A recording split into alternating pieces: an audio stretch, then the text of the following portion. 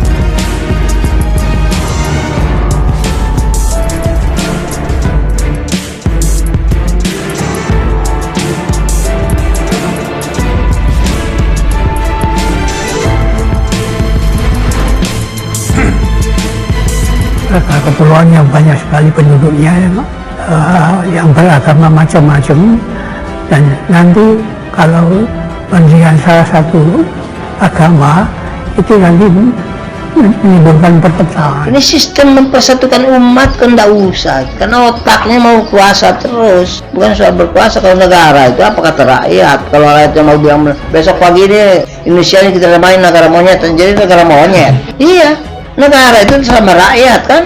Woi, kira-kira sampean KBRI setuju nggak Pancasila diganti? Makanya yang ingin mengganti Pancasila harusnya dibina, kalau nggak bisa ya dibinasakan. Jadi virus untuk bangsa ini. Ditertibkan, dicopot. Nah, oleh karena itulah kita mengapresiasi terhadap kerja cepat aparat kepolisian kita terhadap anasir individu ataupun kelompok ormas yang memang nyata-nyata bertentangan dengan Pancasila.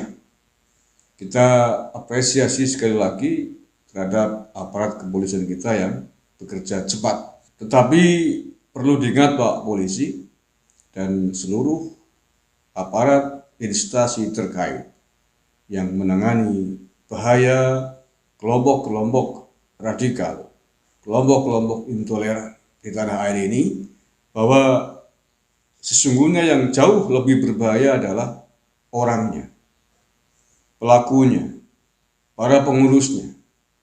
Jadi mohon selain atribut, pelang, dan lain sebagainya disita, dicopot oleh aparat keamanan, perlu diwaspadai Pak Polisi adalah para pelakunya, manusianya, pengurusnya. Kelompok ini tidak bisa dibiarkan. Kelompok ini harus diberikan sanksi tegas. Karena ini bukan kejahatan biasa, ini kejahatan yang membahayakan keutuhan NKRI, membahayakan keutuhan bangsa dan negara.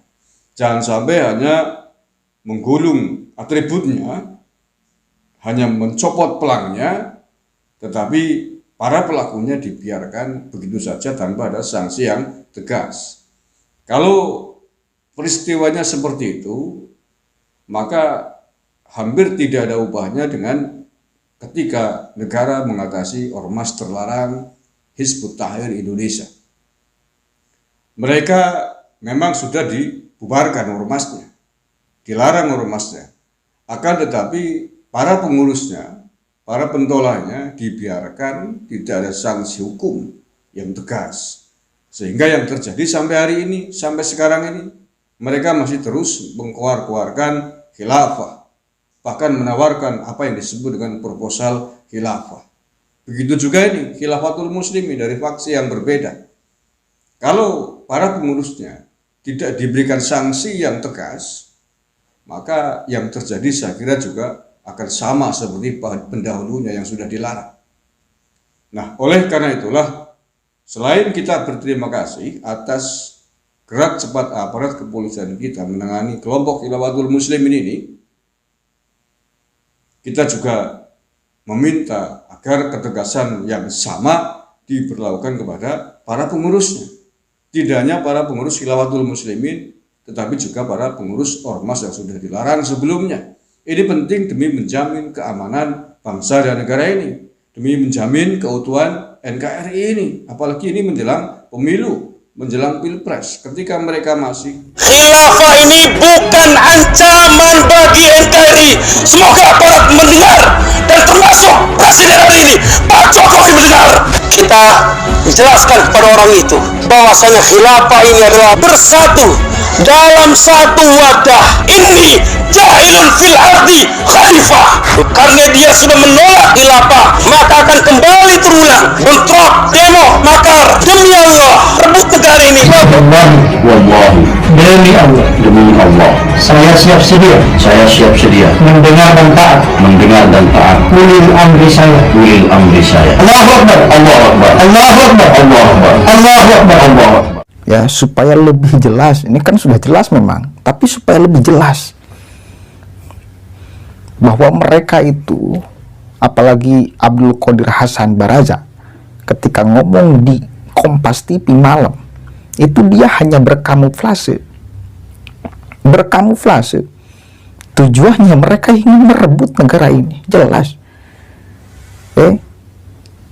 Kita harus terangkan kebohongan mereka tuh, tipu daya mereka, kamuflase mereka, itu kita harus terangkan.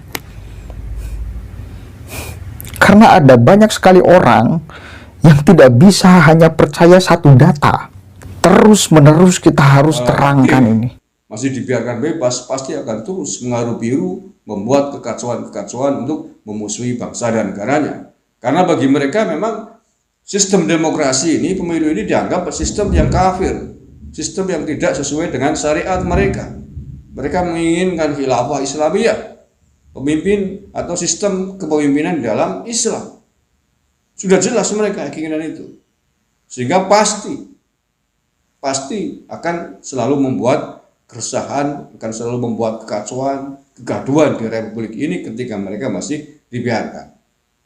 Oke, kita berharap semoga selain ormasnya dibubarkan, selain atributnya dilarang, dicopot, para pengurusnya, para aktivisnya juga diberikan sanksi hukum yang tegas. Siapapun, tidak hanya dari Khilafatul Muslimin, tetapi juga dari kelompok-kelompok yang lain, dari faksi-faksi yang lain, yang selalu menggelorakan, yang selalu mengkampanyekan khilafah Islamiyah. Dengan demikian, maka negara ini akan berwibawa.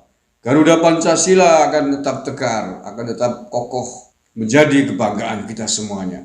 Terima kasih. Wallahul muwaffiq ila aqwamit thoriq. Assalamualaikum warahmatullahi wabarakatuh. NKRI harga aman.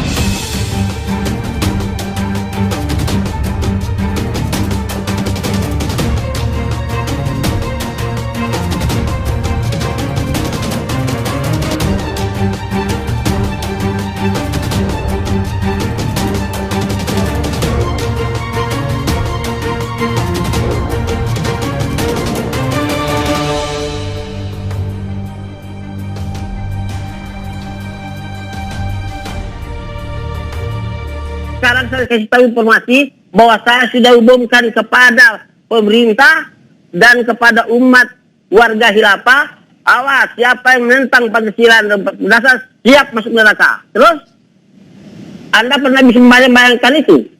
Karena Anda bayangkan khilafah, awas merebut negara, kan lain pendapat Anda. Sama, ini kan juga pendapat Anda. Saya mau tanya kepada Anda sekarang, siapa yang menjadikan Anda khalifah? Karena sudah berpuluh kali ulama itu kan sudah sampaikan latar belakangnya. Berpuluh-puluh kali ulama tidak ada yang mau. Terus kalau tidak ada yang mau, kita tidak mau juga. Ya itu kan kata Anda buat becananya, Anda buat Khilafatul Muslimin, lalu seluruh yang ada di dalam Khilafatul Muslimin itu menunjuk Anda sebagai khalifah. Ini kan sama saja. Ini loh, Anda mengatakan atas nama umat Islam di seluruh Indonesia ingin menyatukan seluruh umat, tapi Anda mendaulat diri Anda sendiri, men-setting semuanya seolah-olah Anda khalifah. Ini bukan sistem syuro namanya. Kalau Anda mau sensus seluruh orang di Indonesia ini, belum tentu memilih Anda sebagai khalifah. Iya. Baik, Pak Islah, berarti menurut Anda sendiri meskipun khilafah Islamiyah, khilafah Muslimin sendiri menyatakan bahwa sudah anti, tapi Allah bilang wa ma arsalnaka illa rahmatan lil alamin. Nabi aja tidak pernah ke negeri ini, tidak pernah ke Amerika, jadi Mekah Madinah saja, tapi utusan itu rahmatan lil alamin. Terus Anda bilang, apakah Anda sudah sukses menjadi Nabi rahmatan lil alamin? Itu pertanyaan yang tidak ilmiah. Saya perjanjian Pancasila nggak sampai 5. Saya bilang kepada umat ini supaya dimengerti, tidak ada di negeri dunia ini, negara manapun tidak ada yang sehebat Indonesia punya kesepakatan menjaga bersama negeri ini, baik Kristen maupun Buddha maupun Islam. Sistem itu lewat perjanjian Pancasila 45. Kalau kita nggak taat, kita masuk neraka. Terus malah kita dituduh mau merubah Pancasila, kan jadi lucu. Tidak anti Pancasila. Apa yang menjadi kekhalifahannya Abdul Qadir Baraja ini apa kalau begitu? Dia kan membuat struktur negara dalam negara. Ini jelas bertentangan dengan hukum-hukum normatif di negara kita. Makanya diam. Saya ketika tahan dulu Pak Abdul Qadir, tahan dulu Pak Abdul, silakan. Pak Islah silakan selesaikan dulu. Kita udah tahu strukturnya di setiap daerah-daerah. Ini punya amir-amir daulah ini di setiap wilayah. Bahkan ada amir safar segala macam. Kita sudah tahu ini strukturnya. Saya posisi ada di Brebes. Ini semua sudah kita sedang teliti semua strukturnya seperti apa. Modus-modus kelompok seperti ini memang selalu bertakia seolah-olah dia berdiam di balik kedamaian. Ini kita tahu kok, ini eskalasinya menuju satu abad 2024 nanti kok. Ini adalah modus-modus dari gerakan-gerakan separatis, gerakan-gerakan segregatif atas nama agama. Ini adalah penundang-penundang agama yang sudah terjadi berabad-abad.